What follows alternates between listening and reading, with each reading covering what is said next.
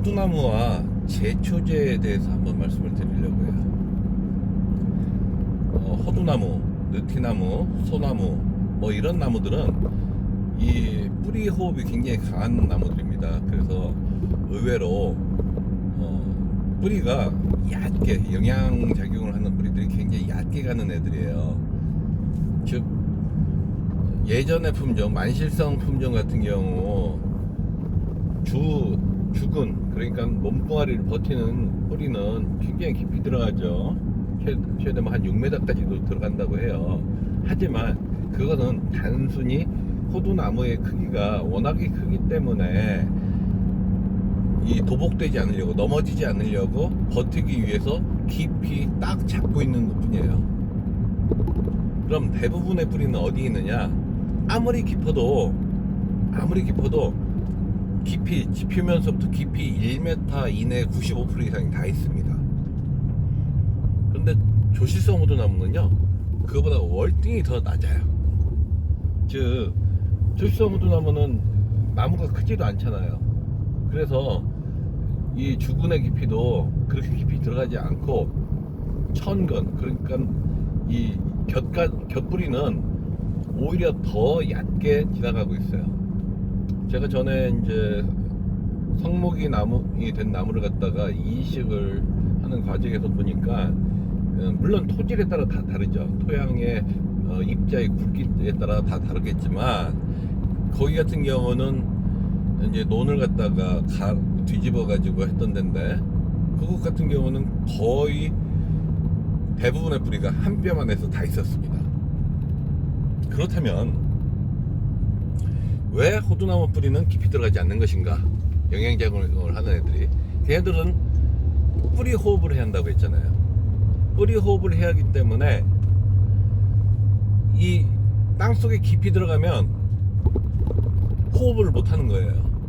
즉 몸뚱아리를 버티는 뿌리들은 제법 깊이 들어가서 호두나무가 넘어지지 않으려고 하겠지만, 영양을 흡수하고 영양작용을 하는 뿌리들은 공기 호흡을 해야 하기 때문에 아예 깊이 들어갈 수가 없다는 뜻이죠.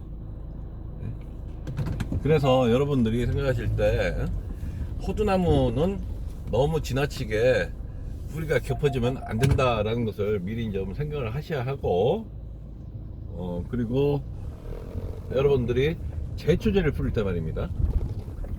제초제를 지나치게 가까이 뿌리면은 반드시 피해가 난다고 생각을 하셔야 해요. 왜냐하면 호두나무는 뿌리 호흡을 하고, 제가 말씀드린 대지도 호흡을 한다고 했잖아요. 대지의 호흡은 하루에 한 번 딱 합니다 라고 말씀드렸죠. 즉 해가 떠서 대지의 복사열이 차면, 땅이 열을 받으면 공기가 팽창을 하면서 후 하고 숨을 뱉고, 다시 해가 지면 다시 숨을 들어 마시면서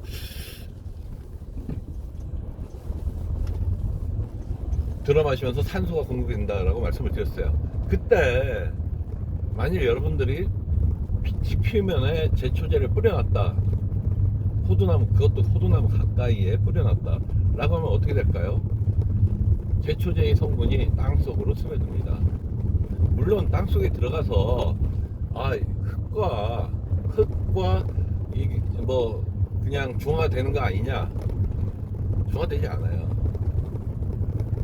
그 호흡한 구멍을 통해서 공기 상태로 약효가 그대로 스며 들어갑니다. 하루 이틀 호흡하는 동안 조금 더 깊이 들어가죠. 방금 제가 호두나무의 뿌리는 천근성으로 보는 게 재배하는 사람한테는 유리하다라고 말씀을 드렸죠. 그러면 그 제초제의 성분은 호두나무에 자극을 주고, 그래서 호두나무가 손상이 되는 겁니다. 즉 사망할 수 있다는 얘기죠. 이런 것은 단순히 호두나무뿐이 아니라 천근성 공기호흡을 하는 나무들한테는 대부분 그런 작용이 나타나요. 특히 뭐 이제 소나무 같은 경우도 제초제 굉장히 예민하죠. 잠시만요. 안녕하세요. 네. 예, 이장님. 예. 저기 동네 이장님께서 마을을 오토바이 타고 순찰을 하고 계시길래 인사 좀 드렸습니다. 그리고 여러분들이 제초제를 뿌리실 때 어쩔 수 없이 뿌리셔야만 하는 분들도 계실 거예요. 그러나 조금만 더 깊이 생각하시고, 제가 말씀드렸잖아요. 호두나무는 극초 장기수기 때문에 오히려 유기질을 생산을 해가지고 자꾸 재투여해 주는 것 자체가 향후 호두나무의 장기적인 수익에서는 분명히 플러스가 된다. 그렇지 않으면은 100년 써야 할 호두나무가 불과 20-30년 쓰게 되면 토양이 피폐화 돼가지고 오랫동안 쓰지 못한다.